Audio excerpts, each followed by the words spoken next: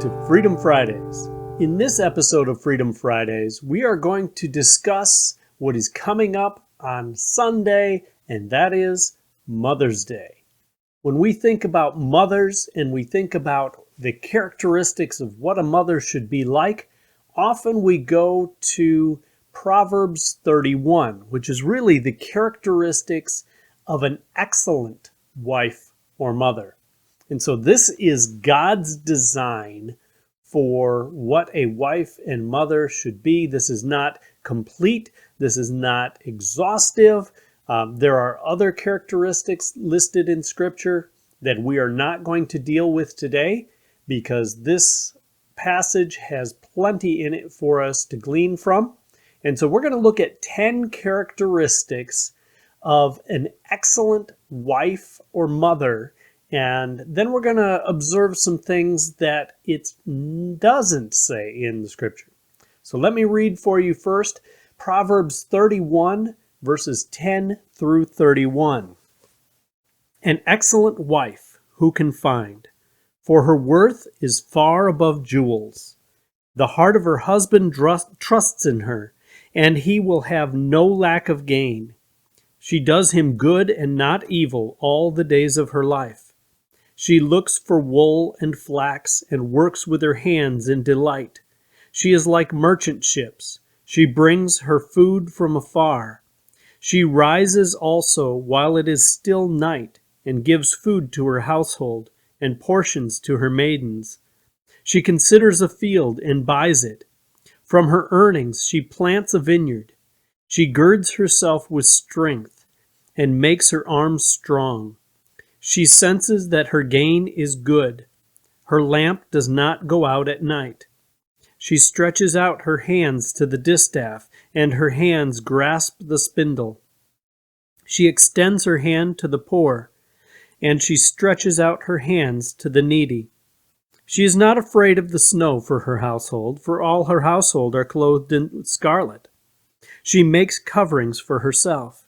Her clothing is fine linen and purple. Her husband is known in the gates, while he sits among the elders of the land. She makes linen garments and sells them, and supplies belts to the tradesmen. Strength and dignity are her clothing, and she smiles at the future. She opens her mouth in wisdom, and the teaching of her kindness is on her tongue. She looks well to the ways of her household and does not eat the bread of idleness. Her children rise up and bless her, her husband also, and he praises her, saying, Many daughters have done nobly, but you excel them all. Charm is deceitful, and beauty is vain, but a woman who fears the Lord, she shall be praised. Give her the product of her hands, and let her works praise her in the gates. So as we look at this, we see some characteristics of the excellent wife and mother that sometimes are in short supply today. And we wonder why certain families end up certain ways, and it's not as simple as pointing it to one thing, but some of the reasons may lie right here in the characteristics of the wife. How does she act in the family, and how is that affecting her family as well? Her husband, her children, how other people view the family, their financial situation, etc. So let's go take a look at some of these characteristics. Again, this is not exhaustive. This isn't even exhaustive for this passage. There's no way I could dig every little bit out of this passage and fit it into 20 minutes. An excellent wife who can find, for her worth is far above jewels. She is valuable. She's valuable not just because she brings in income, not just because she knows how to buy and sell and make things and such. That's not the vast part of her value.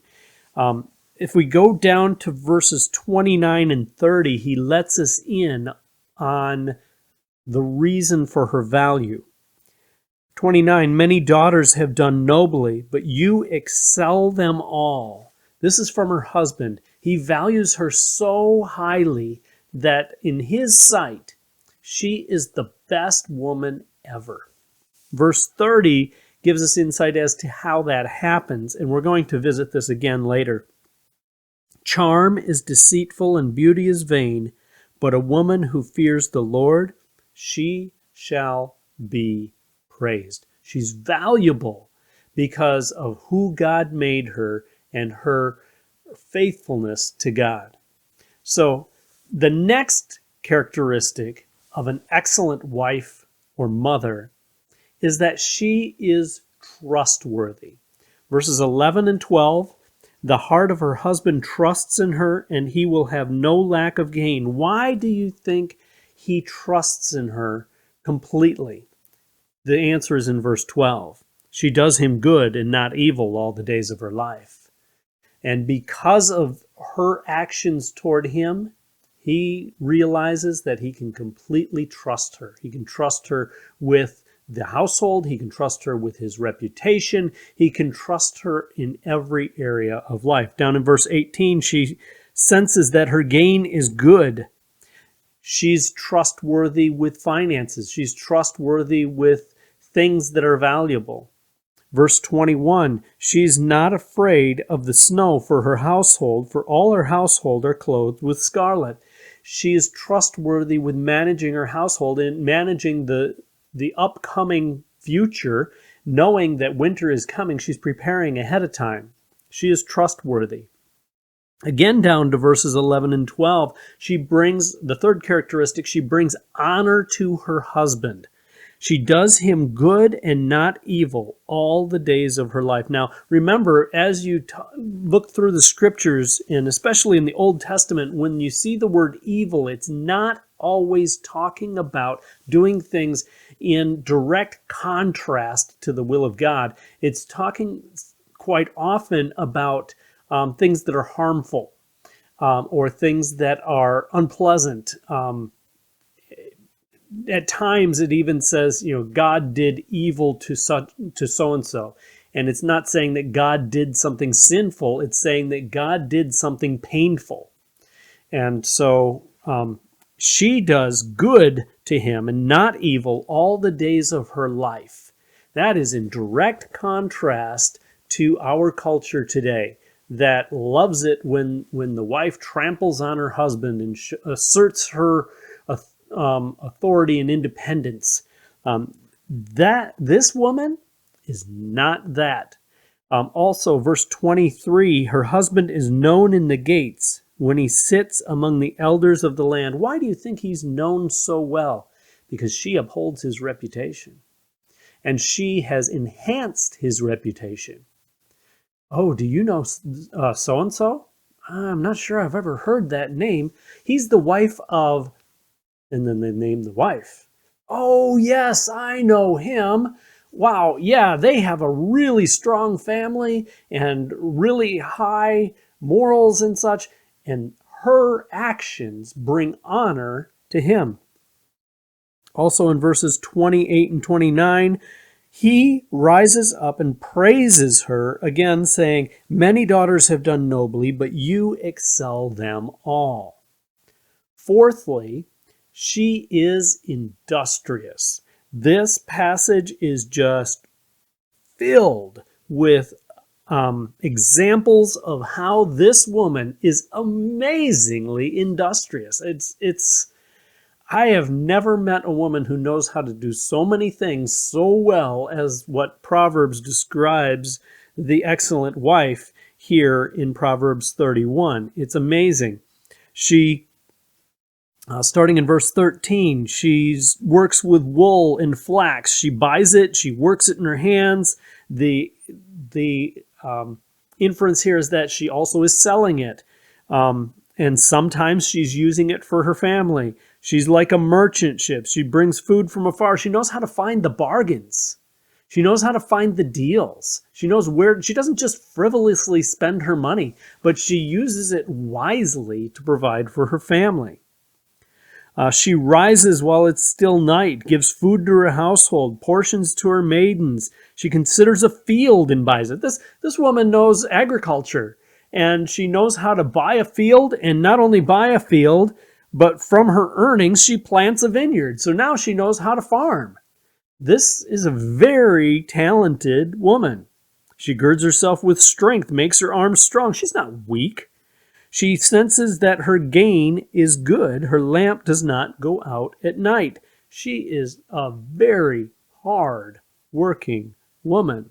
And we're going to get to that next. Verse 24 first. She makes linen garments and sells them and supplies belts to the tradesmen. This is a very industrious woman. She knows how to do so many things. It's amazing. And she still keeps the house going. This is a woman that when you see everything that you do, your jaw just drops open in amazement. Next, as I already alluded to, the fifth characteristic is that she is a hard worker and not a busybody. We could look through verses 13 through 19 that we just read through and see how hard she works at so many different things. Verse 22, she makes coverings for herself. Her clothing is fine linen and purple. And this isn't because she is the wealthiest one in town. This is because she knows how to get the bargains. She knows how to work it herself. She didn't buy this clothing of fine linen and purple. She made it. And so she is a hard worker. Verse 24, she makes linen garments and sells them and supplies belts to the tradesmen, as we already read. And then take a look at verse 27. She looks well to the ways of her household and does not eat the bread of idleness. This is not a woman who's a busybody. This is not a woman who sits around and lets everybody else do the housework. This is not a woman who says, I'm just too tired from my job. I'm not going to help around the family or the house. This is a woman that does it all. She's not a busybody at all. She's not out gossiping about people. She doesn't have time to gossip about people. She's not out just hanging out with the women all the time. She doesn't have time for all of that. She's so focused on her family and she loves her family so much that she's working so hard for them. Before you think, well, this is just a plain woman. This is just a woman who doesn't have any education. Let's look at verse 18 and 26 for our next characteristic. Verse 18, she senses that her gain is good. Her lamp does not go out at night. Why do you think her lamp doesn't go out at night? I'm assuming she's probably doing the books for the business that she has. Down in verse 26, she opens her mouth in wisdom, and the teaching of kindness is on her tongue. The sixth characteristic, she is wise. She's intelligent and wise. She knows how to get gain out of the stuff. She knows how to do all of the books that go with it. She knows how to teach. She knows how to raise her children. She knows how to keep the household running well. This woman is very intelligent and very wise. Those are not necessarily the same thing. The seventh characteristic of this excellent wife and mother is that she is compassionate. Verse 20, she extends her hand to the poor and she stretches out her hands to the needy. She's not greedy. She's compassionate. She's giving.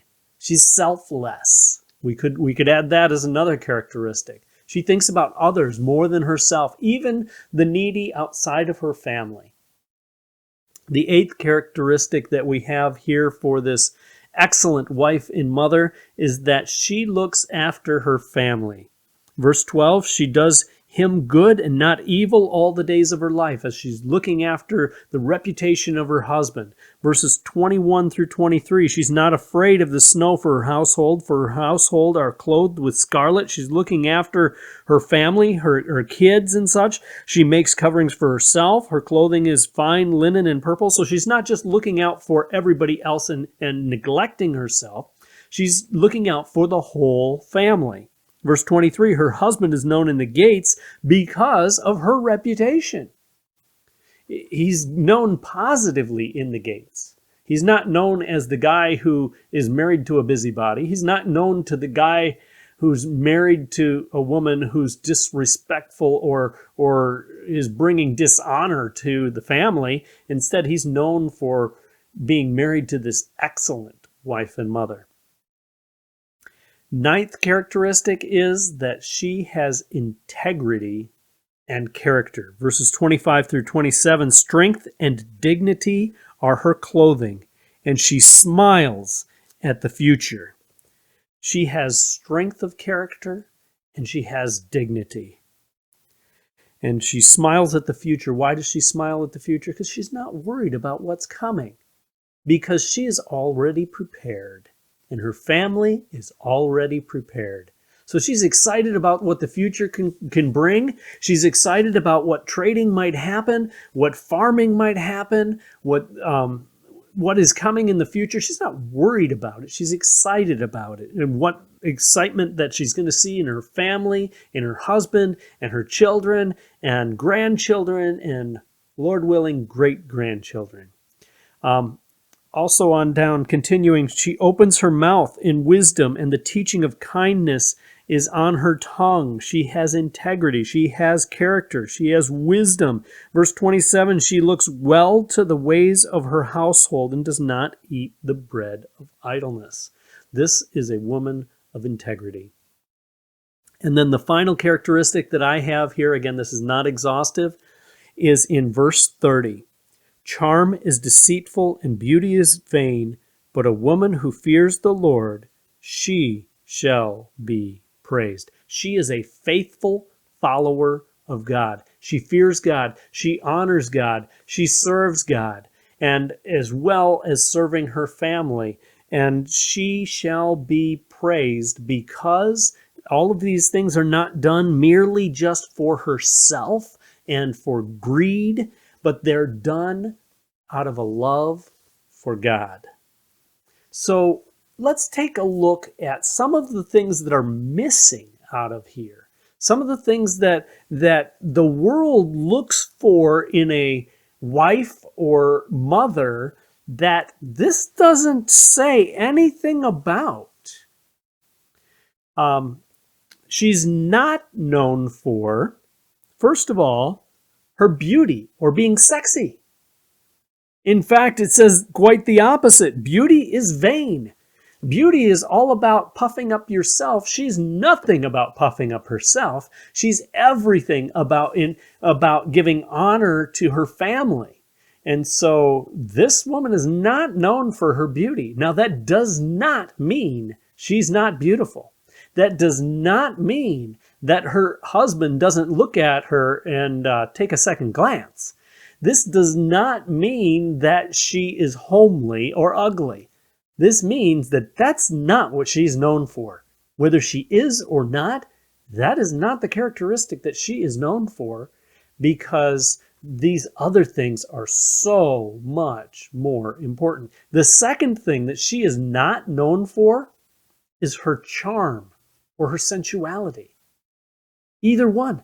She's not known for those. In fact, it also says charm is deceitful, and by the characteristics that it's given here, is anything but deceitful. She is very honest. She's trustworthy, as we already noted. She's not just trying to get by her charm. She's not the type of person that the police pull over for speeding and they let her go because she's so pretty, or because she has so much charm and she can persuade the officer for whatever way. She's not known for charm. Now, does that mean she doesn't have charming ways with her husband and with her family? Again, no, it doesn't mean that. It's just that that's not her value. Her value is in her character.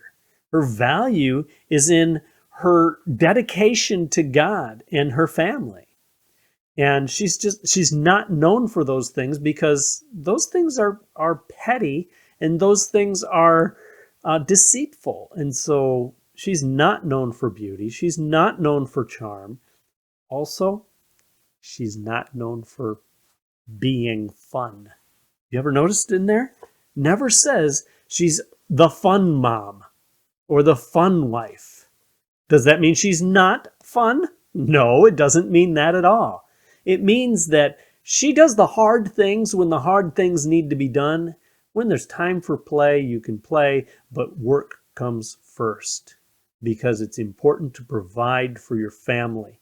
The moments of experience with your family happen while you are working together, while you are building the family together, and while you are doing these other things. You don't have to just be the fun mom.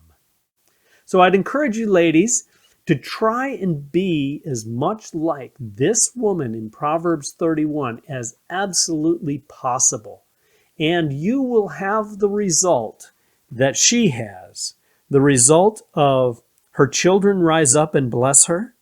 Her husband also, when he praises her, saying, "You're the best one out there. You're the best one in the whole world."